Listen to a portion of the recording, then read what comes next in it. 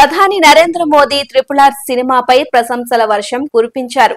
ముంబైలోని Jio convention centre లో world audio visual entertainment summit ను ఆయన ప్రారంభించారు. ఈ సందర్భంగా మోదీ చేసిన ప్రసంగంలో పలువురు సినీ ప్రముఖుల గురించి ప్రస్తావించారు. రజనీకాంత్, మోహన్ లాల్, షారూక్ ఖాన్, అమీర్ ఖాన్, రణబీర్ కపూర్, ఆలియా భట్, రాజ్ కపూర్, సత్యజీత్ రే, ఏఆర్ రెహమాన్, ఎస్ఎస్ రాజమౌళి వంటి పలువురు సినీ దిగ్గజాలను ఆయన ప్రశంసించారు. ప్రపంచ వేదికపై భారతీయ సినిమాకు దక్కిన గౌరవం గురించి ఆయన మాట్లాడారు. తెలుగు సినిమాను ప్రపంచ స్థాయికి తీసుకెళ్లిన దర్శకుడు రాజమౌళి గురించి ఆయన మాట్లాడారు. ఈ చిత్రంలోని నాటు నాటు పాట ఎంతగా పాపులర్ అయ్యిందో తెలిసిందే.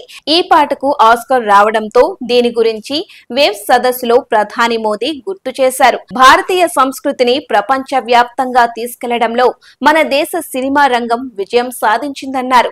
RRR కు ఆస్కార్ దక్కడమే అందుకు నిదర్శనమని చెప్పారు. ఏఆర్ రెహమాన్ సంగీతం, రాజమౌళి సినిమాలు భారతీయ సంస్కృతిని ప్రపంచానికి తీసుకువెళ్లిందని అన్నారు. రష్యాలో రాజ్ కపూర్ పాపులారిటీ, కేన్స్ లో సత్యజీత్ రే పాపులారిటీ, ఆస్కార్ లో RRR విజయం సాక్ష్యమని వేవ్స్ సదస్సులో ప్రధాని మోదీ పేర్కొన్నారు. వేవ్స్ 2025 సదస్సులో మోదీ భారతీయ సినిమాకు చెందిన 5గురు దిగ్గజ వ్యక్తులు గురుదత్, పి భానుమతి, రాజ్ ఖోస్లా, రిత్విక్ ఘట్, సలీల్ చౌదరిలపై స్మారక పోస్టల్ స్టాంపులను విడుదల చేశారు.